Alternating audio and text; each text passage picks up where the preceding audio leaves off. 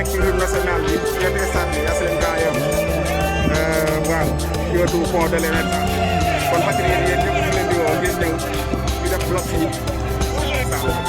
police bi ñu ngi toj gendarme bi toj na li nga xamante ni moom moo di oto bi toj nañ yàq nañ oto bi jibi gendarme bi toj na benn oto Ousmane Sonko toj vitre bi xoolal image yi yéen a koy gis noonu xaaral ma zoom ko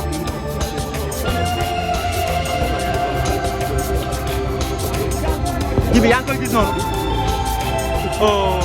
gendarme bi toj na vitre bi c'est triste toj nañ ko toj nañ vitre bi définitivement xool ko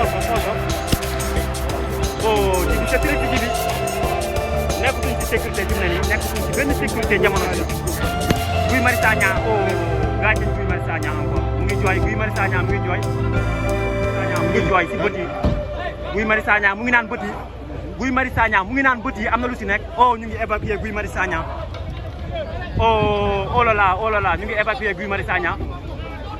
Guy Marius Sagna dafa mel ni dafa xam bët yi la signalé Guy Marius Sagna mu ngi noonu ñu ngi koy dugal si oto bi Guy Marius Sagna mu ngi